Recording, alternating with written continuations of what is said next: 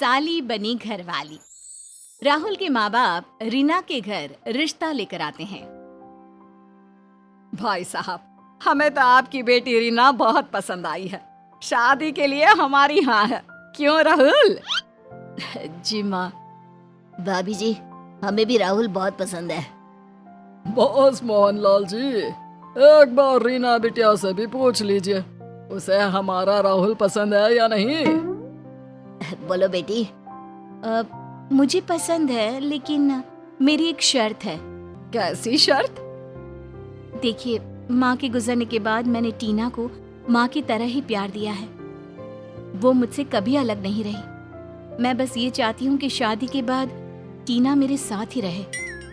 रीना की ये शर्त राहुल के माँ और बाबूजी को अजीब तो लगी, लेकिन उन्हें रीना इतनी पसंद आ गई थी कि वो मान गए। बहू, अब ये तुम्हारा घर है, तुम्हें ही इसे संभालना है। और बेटी टीना, तुम भी इसे अपना ही घर समझो। Thank you uncle. अंकल नहीं, अब राहुल और रीना के साथ तुम भी हमें बाबूजी और माँ कहकर ही बुलाओ। ठीक है अंकल आंटी, मेरा मतलब है माँ और बाबूजी। सबने नई बहू और टीना का खुशी खुशी स्वागत किया। रीना ने जल्द ही सबका दिल जीत लिया और टीना भी परिवार में घुल मिल गई। अरे बस बस बहू, अब नहीं खाया जाएगा। अरे बाबूजी, अभी तो खीर भी खानी है। वाकई बहू, तुम जितना अच्छा खाना बनाती हो ना, उतने ही प्यार से खिलाते भी हो। ये तो मेरा फर्ज है माँ। लेकिन तुम ऐसे ही खिलाती रहोगी तो हम दोनों मोटे और आलसी हो जाएंगे। आप उसकी चिंता मत कीजिए, मेरे साथ कल सुबह से योगा शुरू कर दीजिए, अब बिल्कुल फिट हो जाएंगे। बचपन से दोनों बहनों ने सब कुछ शेयर किया था, इसलिए टीना धीरे धीरे रीना की सभी चीजों के साथ उसके पति राहुल पर भी हक जताने लगी। रीना, ये देखो, मैं तुम्हारे लिए रोजेस लेकर आया हूँ। ओह, थैंक यू। ओह जीजू, रोजेस तो मेरे फेवरेट है। थैंक यू जीजू। और टीना फूल लेकर चली जाती है। अरे, ये तो मैं तुम्हारे लिए लेकर आया था।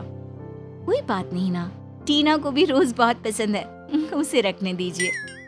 अच्छा सुनो, कल मेरी छुट्टी है, हम कहीं घुमाते हैं। हाँ बहू, तुम राहुल के साथ जाकर अपना शहर देखाओ। ठीक है माँ जी। वाओ, हम कल घूमने जाएंगे, बड़ा मजा आएगा। अब टीना, मैं तुम्हारी बहन को घुमाने ले जा रहा हूँ, और वैसे भी मेरी बाइक पर 3 लोग तो आ नहीं सकते। लेकिन मैं जब से आई हूँ मैंने ये शहर घूमा ही नहीं, मुझे घूमने जाना है। रीना ने अपनी छोटी बहन टीना को बचपन से बेटी की तरह पाला था, इसलिए वो उसे किसी बात के लिए ना नहीं कहती। राहुल, रीना, गांव से चिट्ठी आई है, तुम दोनों को हमारे कुल देवी के दर्शन करने के लिए बुलाया है। लेकिन दीदी को तो गांव पसंद ही नहीं आता, जीजू के साथ मैं चली जाऊंगी। अरे नहीं नहीं टीना, कुल देवी के दर्शन के लिए तो पति पत्नी को ही जाना पड़ता है। बाबूजी, मुझे गांव बहुत पसंद है और दीदी को तो गांव का एटमॉस्फेयर सूट भी नहीं करता, तो जीजू के साथ मैं चली जाऊंगी और दीदी की तरफ से दर्शन कर लूंगी। अरे लेकिन प्लीज दीदी, माँ जी को बोलो ना। जाने दीजिए ना माँ जी, इसी बहाने घूम आएगी टीना। घर वालों को टीना का ये बर्ताव खटकने लगा। अरे टीना, ये मोबाइल तुम्हारे पास? ये तो मैं टीना के लिए लेकर आया था। मुझे कब से फोन चाहिए था, इसलिए मैंने दीदी से ले लिया। उन्हें तो वैसे भी फोन यूज करने का शौक भी नहीं है। राहुल, बुरा मत मानना, लेकिन तू बहू के लिए जो लाता है उसे ये टीना हड़प लेती है। मुझे ये ठीक नहीं लगता। ठीक तो मुझे भी नहीं लगता माँ, लेकिन आप जानती है ना, रीना को टीना से कितना लगाव है। ऐसे में मैं क्या कहूँ? बात तो तेरी ठीक है, लेकिन टीना की ये हरकतें तेरे और रीना के बीच आ रही है।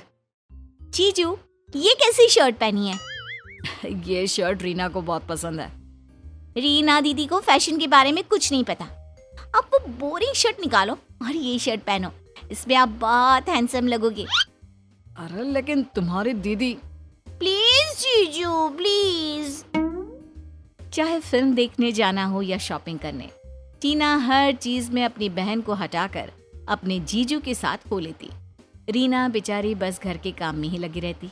इससे राहुल और रीना के बीच दूरियां बढ़ने लगी। रीना को भी टीना का बर्ताव अच्छा नहीं लग रहा था, लेकिन वो अपनी छोटी बहन को ना नहीं बोल पा रही थी।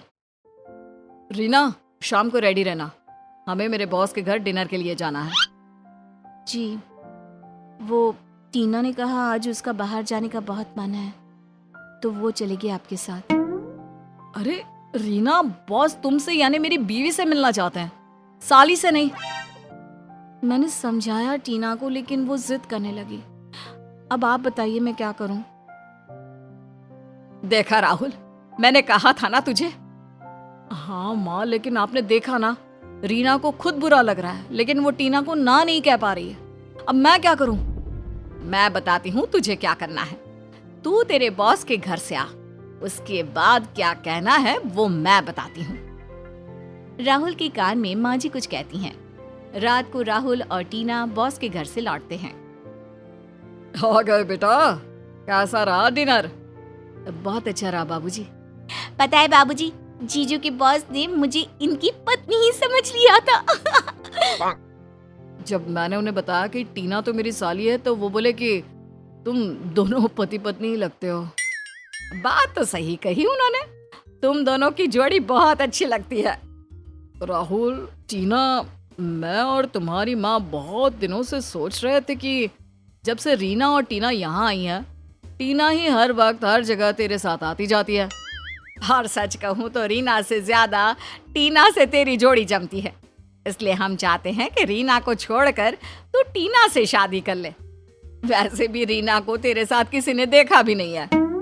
ये आप क्या कह रही हैं माँ जी? अरे सही तो कह रही हैं, तुम्हें तो राहुल के साथ आना जाना वक्त बिताना पसंद ही नहीं है। टीना ही उसके साथ जाती है हर जगह। ऐसा बिल्कुल नहीं है, मुझे इनके साथ आने जाने का बहुत मन होता है, लेकिन मैं टीना को मना नहीं कर पाती। तो अब भी मना मत करो ना, तुम्हारी छोटी बहन का घर बस जाएगा। मुझे नहीं करनी जीजू से शादी, और पापा को ये सब पता चलेगा तो वो क्या कहेंगे? अरे तो मोहनलाल से अभी पूछ लेते हैं। स्पीकर पर रखिएगा फोन ताकि सबको सुनाई दे। हेलो मोहनलाल जी। हाँ जी समधी जी, बोलिए बोलिए। राहुल और रीना की जोड़ी कुछ जम नहीं रही। वहीं टीना को राहुल के साथ घूमना फिरना हर जगह जाना बहुत पसंद है, और राहुल भी टीना को पसंद करने लगा है। तो क्या हम रीना की जगह टीना को अपनी बहू बना लें? देखिए, मैंने तो एक बेटी की शादी करवाई थी, वो रीना हो या टीना। आप कोर्ट में टीना की शादी राहुल से करवा दीजिए, मुझे कोई एतराज नहीं। सुन लिया तुमने, तुम्हारे पापा भी मान गए। हे भगवान, ये क्या हो गया है आप सबको? मैंने बहू बन के आप सबकी इतनी सेवा की, फिर भी आप ऐसे कर रहे हैं। हाँ, अच्छी बहू तो तुम बन ही गई हो रीना, लेकिन राहुल की पत्नी कहाँ बनी? हर जगह तो इस टीना को भेज देती हो उसके साथ। हाँ, ये मेरी गलती है कि मैंने इसकी जिद पूरी करने के चक्कर में अपनी शादीशुदा जिंदगी खराब कर दी। टीना, मैंने हमेशा तेरा ख्याल रखा, लेकिन तूने मेरे बारे में कभी नहीं सोचा कि राहुल मेरे पति हैं, उन पर पहला हक मेरा है। बचपन से मेरे खिलौने, मेरे कपड़े, मेरी साइकिल, तूने जो मांगा मैंने तुझे दे दिया। मुझे क्या पता था कि तू एक दिन मेरा पति ही मुझसे छीन लेगी। सॉरी दीदी, मैं ऐसा नहीं करना चाहती थी, मुझे तो आदत है आपसे सब मांगने की, लेकिन आपका शादीशुदा जीवन खराब करना नहीं चाहती थी मैं। लेकिन कर तो दिया ना तूने। जब तू राहुल के साथ हर जगह जाती थी, मुझे तभी समझ जाना चाहिए था। अगर तभी तुझे हाथ में रहने को बोल दिया होता तो आज ये दिन देखना नहीं पड़ता। मुझे माफ कर दो दीदी, मैं मानती हूँ, मुझे जीजू और आपके बीच में नहीं आना चाहिए था। राहुल की माँ, अब जब इन दोनों को अकल आ ही गई है तो नाटक खत्म कर दे। हाँ जी, नाटक खत्म। कैसा नाटक? ये तुम्हें छोड़कर टीना से शादी करने की ये सारी बात ना एक नाटक थी। बहू, तुमने टीना को कुछ ज्यादा ही सर पर चढ़ा रखा था, और टीना में ये समझ ही नहीं थी कि उसकी बहन की शादी हो चुकी है। अब ऐसे तुम्हारे और राहुल के बीच आना सही नहीं है, इसलिए तुम्हारे पापा से मिलकर हमने ये नाटक रचा। बॉस ने भी इसमें हमारा साथ दिया। मैं अपना सबक सीख गई हूँ, मैं समझ गई हूँ कि अब दीदी पर पहला हक जीजू का है और मेरी जिम्मेदारी है कि मैं खुद अपना और पापा का ख्याल रखूं। आप सब मुझे माफ कर दीजिए। मैं कल ही पापा के पास वापस चली जाऊंगी। मुझे भी माफ कर दीजिए। मैं अपनी बहन की जिद पूरी करने में भूल गई थी कि अब मैं एक नए रिश्ते में बन गई हूँ। आप मुझे भी माफ कर दीजिए। टीना तुम्हारी छोटी बहन है, तुम्हें उसका ख्याल रखने का पूरा हक है, लेकिन अब तुम्हारा एक रिश्ता मुझसे भी है और सभी रिश्तों को बराबरी से संभालना तुम्हें सीखना ही होगा। आज सिखा तो दिया आपने। इस तरह दोनों बहनों को अपनी गलती समझ में आ गई। टीना अपनी बहन का घर छोड़कर अपने पापा के पास वापस चली गई। राहुल और रीना एक सुखी जीवन बिताने लगे।